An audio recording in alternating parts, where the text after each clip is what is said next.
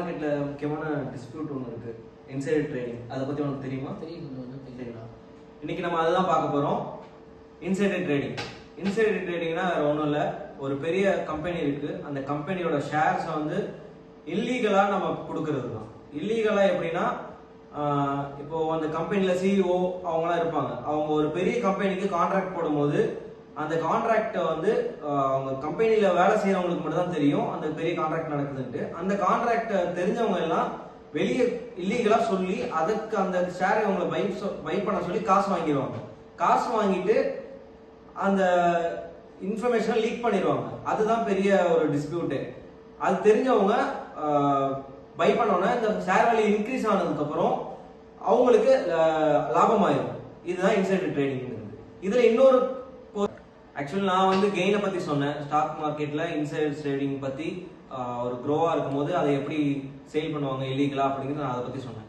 இப்போ லோவா இருக்கும்போது, க்ரோத் வந்து இல்லாம இருக்கும்போது, ஸ்டாக் வந்து கீழே டவுன் ஆகிட்டு இருக்கும்போது, அப்போ இன்னும் இல்லீகல் இன்சைடர் ட்ரேடிங் நடக்குதோ அதை வந்து எக்ஸ்பிளேஷன் பண்ணுவோம். என்னன்னா, இப்போ சுரேந்தர் வந்துட்டு அது கெயினை பத்தி சொன்னாரு. கெயினா இருக்கும்போது ஸ்டாக் வாங்கினதை பத்தி சொன்னா, நான் என்ன சொல்ல போறேன்னா, அந்த கம்பெனி வந்து சரிவை நோக்கும் போது நம்ம அந்த வாங்கின ஸ்டாக்ஸ் வந்து எப்படி விற்கிறாங்க அப்படின்றது அது கூட எப்படி வெளியே தெரிய வருதுன்னா, அந்த கம்பெனியில் இருக்க இப்போ ஒரு சுரேந்தர் ஸ்டீல்ஸ்ன்னு இருக்கு, அந்த கம்பெனியில் வேலை செய்யறவங்க ஒரு எஸ்ஓ சிஎஃப்ஓ அந்த ரேஞ்சில் இருக்க அஃபிஷியல்ஸும் அவங்க வந்து அந்த ஷேர் வந்து பை பண்ணியிருப்பாங்க. அவங்க அந்த கம்பெனி சரி பண்ண நோக்கும் போது அவங்களுக்கு தெரியும். அந்த பட்சத்தில் அவங்க வாங்கின ஸ்டாக்ஸை செல் பண்ணிடுவாங்க. அப்போ இவர் என்ன நான் வந்து ஒரு கம்பெனியில் ஸ்டாக் வாங்கியிருக்கேன், இவர் அந்த கம்பெனியில் இருக்கான்ற பட்சத்தில் இவர் வந்து எனக்கு அதை சொல்லுவார். இந்த மாதிரி எங்கள் கம்பெனி வந்து ஸ்டாக் வந்து சரிவை நோக்கி போய்கிட்டு இருக்கு, நீங்களும் உங்களை செல் பண்ணிடுங்க அப்படின்னு சொல்லுவார். ஒரு இல்லீகலான எனக்கு இன்ஃபர்மேஷன் தருவார். அந்த பட்சத்தில் நான் என்ன பண்ணுவேன்னா, வாங்கின ஸ்டாக்ஸை வந்து நானும் செல் பண்ணிடுவேன். புரியுதுங்களா உங்களுக்கு? இவரும் இவரோட ஸ்டாக்கை செல் பண்ணிட்டாரு, இவர் அந்த கம்பெனியில் ஒர்க் பண்ணுற ஒரு பர்சன், இவர் வந்து எனக்கு அந்த விஷயத்தை வந்து இல்லீகலாக தான் சொல்கிறாரு. அப்போ நான் என்ன பண்ணுவேன், நானும் என்னோட ஸ்டாக்கை வந்துட்டு செல் பண்ணிடுவேன். அப்படின்ற பட்சத்தில் அந்த கம்பெனி வந்து மேலும் சரிவை தான் நோக்கி போகும். இதில் வர இல்லீகல் இஷ்யூஸ் வந்து பின்னாடி சொல்லுவாங்க. இதுக்கப்புறம் நம்ம பார்க்க போகிறது வந்து இதில் வர செக்ஷன்ஸ் என்ன, இதில் என்ன கேஸ் லாஸ்லாம் இருக்கு, அதை நம்ம நெக்ஸ்ட் பார்க்கலாம். வந்து இன்சைடர் ட்ரேடிங் என்னன்னு சொல்லிட்டு இருந்தாங்க. இப்போ நான் வந்து அதில் வர ஒரு இம்பார்ட்டன்டான கேஸ் ஸ்டடி பற்றி சொல்ல போகிறேன். ஜாக்சன் பால் பார்மசூட்டிக்கல் கம்பெனியிலிருந்து ஒரு கேஸ் இப்போ ரீசனாக நடந்தது.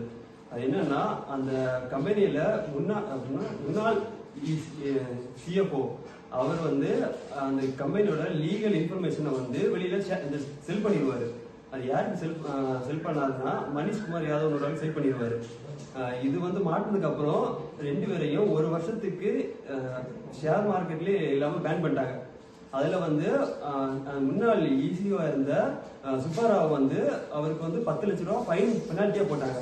அதை வாங்கின மணிஷ்குமார் ஜெயினுக்கு வந்து 15 லட்ச ரூபா பெனால்ட்டியா போட்டு விட்டாங்க.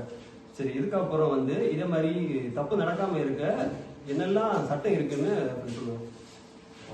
இப்போ நான் இதை பற்றி பேச போகிறேன்னா, இன்சைடர் ட்ரேடிங்கோட அது எப்படிலாம் நம்ம தடுக்கலாம் அப்படின்னு இந்தியாவில் என்னெல்லாம் சட்டங்கள் கொண்டு வரப்பட்டிருக்கு அதை பற்றி தான் நம்ம இப்போ பார்க்க போகிறோம். இதில் வந்து security exchange board of India SEBI act 1992 இதில் வந்து செக்ஷன் 11 வந்து இந்த இன்சைடர் ட்ரேட் பற்றி சொல்கிறாங்க. அப்புறம் வந்து SEBI prohibition of insider trading regulation 2015 இதில் வந்து ரெகுலேஷன் 3, 4, 5, 7, 8, 10 இதில் வந்து 10 என்ன சொல்கிறாங்கன்னா, பெனால்ட்டி பற்றி சொல்கிறாங்க. இன்சைடர் ட்ரேட் நடந்துச்சுன்னா அதுக்கு பெனால்ட்டி எவ்வளோ போடணும் அதை பற்றி இந்த ரெகுலேஷனில் சொல்கிறாங்க. அப்புறம் வந்து கம்பெனி ஆக்ட் 2013 அதில் வந்து செக்ஷன் 195 வந்து இன்சைடர் ட்ரேட் பற்றி பேசுகிறாங்க. அப்புறம் வந்து ஐபிசி 420 ஃபார்னன் ஆக்டிவிட்டீஸ் இது வந்து ஐபிசி முன்னாடி இருந்தது வந்து இப்போ பிஎன்எஸ்ல எப்படி கொண்டு வந்திருக்காங்கன்னா 380 ஃபார்னன் ஆக்டிவிட்டீஸ் இதுவும் வந்து இன்சைடர் ட்ரேட் பற்றி பேசுகிறாங்க. இதான் வந்து இந்தியாவில் இன்சைடர் ட்ரேடிங்க்கு இருக்கிற சட்டங்கள். நம்மளுடைய ஃப்ரெண்ட்ஸ் எல்லாருமே இன்சைடர் ட்ரேடிங்கை பற்றி ஒரு ஓவர் வியூ கொடுத்துருப்பாங்க. ஆனால் அதில் வந்து இன்ஃபர்மேஷன் லீக் பண்ணுறது நம்ம பேசுகிறோம். அந்த இன்ஃபர்மேஷனுக்கு பேர் என்ன அப்படின்னா யூபிஎஸ்ஐ, அதாவது அன்பப்ளிஷ்ட் ப்ரைஸ் சென்சிட்டிவ் இன்ஃபர்மேஷன். அது பப்ளிக்காக அவைலபிளாக இருக்கக்கூடாது அப்படின்றதுக்காக செபி என்ன பண்ணுறாங்க, அதுக்கு சில நார்ம்ஸ் அண்ட் கண்டிஷன்ஸ் வந்து ஒவ்வொரு கம்பெனிக்கு இம்ப்ளிமெண்ட் பண்ண சொல்லி சொல்கிறாங்க. அப்போ அதை இன்சைடர் ட்ரேடிங்கில் ஈடுபடுறாங்க, அதாவது இன்ஃபர்மேஷன் கொடுக்குறவங்களுக்கு மட்டும் பனிஷ்மெண்ட் கிடையாது. இந்த மாதிரி நார்ம்ஸ் அண்ட் கண்டிஷனை சரியாக வந்து இம்ப்ளிமெண்ட் பண்ணாமல் இருக்கிறதுனால அந்த அலட்சியத்தினால இன்ஃபர்மேஷன் வெளியே லீக் ஆகுது. அப்படிங்கிறதுனால அந்த நார்ம்ஸ் அண்ட் கண்டிஷனை ஃபாலோ பண்ணாதவங்களுக்கும் பெனால்ட்டி உண்டு.